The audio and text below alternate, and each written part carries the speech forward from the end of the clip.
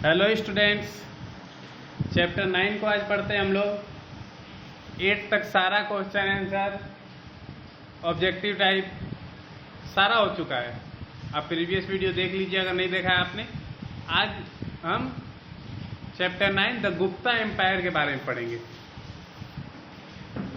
We will learn, इसमें हम लोग स्टडी करेंगे इम्पोर्टेंट रूलर्स के बारे में, जो इसके प्रमुख शासक थे। चंद्रगुप्त फर्स्ट के बारे में पढ़ेंगे, समुद्रगुप्त के बारे में पढ़ेंगे, चंद्रगुप्त सेकेंड के बारे में पढ़ेंगे, एडमिनिस्ट्रेशन के बारे में, आर्ट लिटरेचर एंड लैंग्वेज के बारे में, और the golden age of ancient time, जब भारत का स्वर्णिम। You have read in the earlier chapter about Kushan rulers. इसके पहले हमने कुषाण शासकों के बारे में पढ़ा था, जिसमें कनिष्क थे सबसे फेमस रूलर, जिसके प्रीवियस चैप्टर ही था। Their last powerful ruler was Vasudeva. उनके जो आखिरी शासक थे, जो पावरफुल थे, वो वासुदेव थे।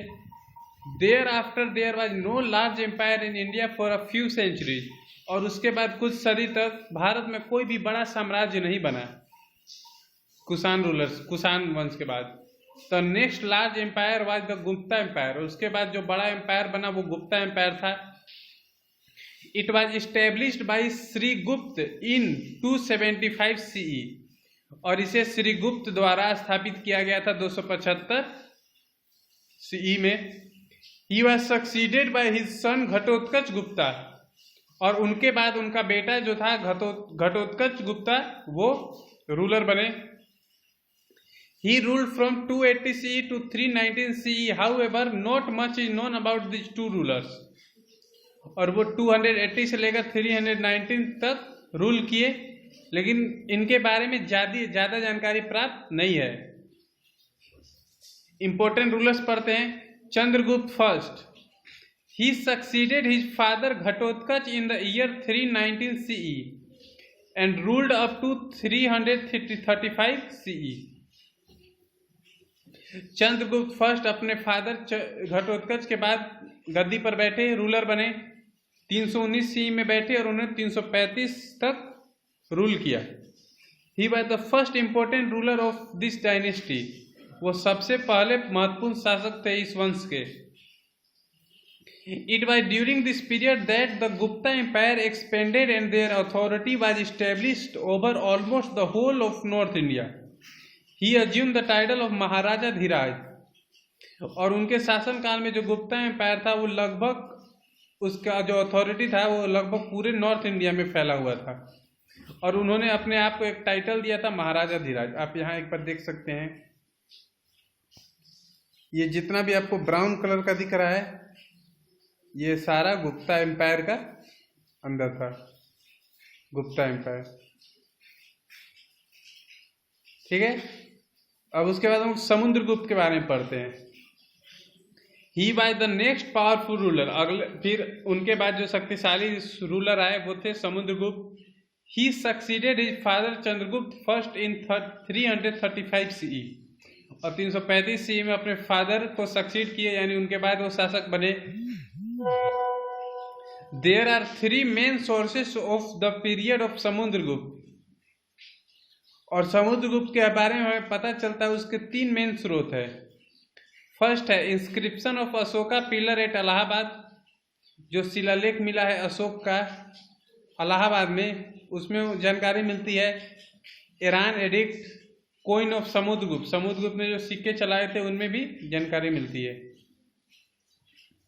Samudragupta was known for his long military campaign to north east and south of India which establish his sovereignty but not his direct rule. और समुद्रगुप्त जो थे अपने विशाल सेना के लिए जाने जाते हैं, जो कि नॉर्थ ईस्ट साउथ, उत्तर पूर्व और दक्षिण में अपना सोवर्निटी, अपने अधीन बनाया राज्यों को, लेकिन वहाँ पे डायरेक्ट रूल नहीं किया, बस अपने अधीन बनाकर वहाँ के राज्यों को, राजाओं को दे दिया। He is also known as the Napoleon of India. उन्हें भारत का नेपोलियन भी कहा जाता है। But the Gupta empire was not as large as that the Mauryas. लेकिन गुप्ता एम्पायर इतना बड़ा नहीं था जितना मौर्य एम्पायर था।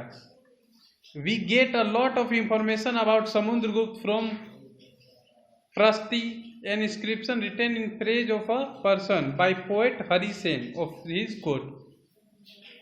और समुद्रगुप्त के बारे में हमें बहुत सारी जानकारी मिलती है प्रस्ती से। प्रस्ती क्या था? एक इंस्क्रिप्शन, एक शिलालेख था जो कि एक पर्सन के द्वारा लिखा गया था, एक कवि के द्वारा, जिनका नाम हरि सेन था, उनके दरबार में थे वो। उसके बाद आए Chandragupta second. He was the son of Samudragupta and succeeded him in 375 CE according to an inscription on the iron pillar at Mehrauli near Qutub Minar. He और वो समुद्रगुप्त के बाद रूलर बने, और इंस्क्रिप्शन में जो शिलालेख में बात लिखी गई आयरन पिलर महरौली में near Qutub Minar, he assume the title of Vikramaditya. उनके अनुसार उन्होंने टाइटल धारण की थी विक्रमादित्य की। The inscription also tell us about the victory campaign of Chandragupta, और वो इंस्क्रिप्शन है चंद्रगुप्त के विजय गाथाओं के बारे में भी दर्शाती है। Chandragupta was not only a great warrior and an able administrator, but also a great patron of art and learning. Chandragupta बस एक महान योद्धा और एक योग्य प्रशासक ही नहीं थे, बल्कि वो कला और शिक्षा के बहुत बड़े प्रेमी थे, विद्वान थे। He had many scholars, poet and artists in his court. उन्होंने अपने दरबार में कई सारे विद्वानों को, कवियों को, कलाकारों को रखा हुआ था। The best 9 were known as Navratna. इन्होंने भी नवरत्न रखा हुआ था। जो हमने अकबर के बारे में पढ़ा था, अकबर भी अपने दरबार में नवरत्न रखता था, ये शुरुआत इन्होंने ही की थी। Example, Kalidas was a renowned poet of his court. Kalidas के बारे में कौन नहीं जानता, कितने महान कवि माने जाते हैं। वो भी चंद्रगुप्त सेकेंड के ही कोर्ट में थे। ठीक है, ये देखिए iron pillar Qutub Minar complex, देखिए यही आयरन पिलर मिला है यहाँ पे, जिसमें बातें खुद कर लिखी गई है। एडमिनिस्ट्रेशन देखते हैं। The king was all powerful but he insured the welfare and happiness of the people. जो राजा होते थे वो सारी शक्ति उन्हीं में निहित होती थी, सारी उन्हीं में शक्ति होती थी, लेकिन वो लोगों की भलाई और खुशी का भी ध्यान रखते थे। He had a council of minister like मंत्री, संधि, विग्रहिक, महासेनापति etc. और उनके पास एक मंत्रियों का समूह होता था, सेनापति होते थे। They advised and assisted him. वो उन्हें सलाह देते थे और असिस्ट करते थे कि ऐसे आपको करना चाहिए। But the king was not bound to accept their advice. लेकिन राजा को कोई भी ये नहीं थी कि उन्हें उनकी बात एडवाइस को मानना ही है। वो अपने हिसाब से सुनते सबका थे, लेकिन करते अपना ही थे। The empire was divided into province known as Bhukti और देश। और जो उनका एम्पायर था, साम्राज्य था, वो भुक्ति और देश दो क्षेत्रों में बटा हुआ था। दे वर गवर्न बाय उपारिका महाराजा और Bhogpati. Mostly princes were appointed these posts. और ज्यादातर जो राजकुमारियां होती थी वही इस पोस्ट पे अपॉइंट होती थी, Uparika Maharaja. Sometimes other capable and wise person were also appointed on this post. और कभी कभी और भी योग्य लोग जो थे और बुद्धिमान जो लोग थे उन्हें भी इस पोस्ट पे अपॉइंट किया जाता था। The provinces were divided into Vaishyas and their head was known as Vaishyapati. और जो क्षेत्र था जो कि भुक्ति, उसे विश्यास में बांटा गया था, जहाँ के हेड को, जहाँ के मुखिया को वैश्यपति कहा जाता था। They were helped by a 4-man non governmental committees. The village administration was under the village headman Grameyar. The gram panchayat looked after the need of the villager. जो ग्राम पंचायत होते थे वो लोगों के भलाई के लिए काम करते थे। लर्निंग फैक्ट देख लेते हैं। The Gupta ruler had well organised army with elephants, carriers, cavalry and foot soldier. जो गुप्ता रूलर थे उनके पास एक वेल ऑर्गेनाइज सेना थी, जिनमें हाथी थे, रथ थे, पैदल सेना थे। Beside this there were military leader known as Samantas who supplied troops to the king wherever needs. और जो उसके मिलिट्री के हेड होते थे, लीडर होते थे, उन्हें समंता कहा जाता था, समंतास कहा जाता था, जो कि जरूरत पड़ने पर राजा को सैनिक मुहैया कराते थे। सोशल कंडीशन देखते हैं।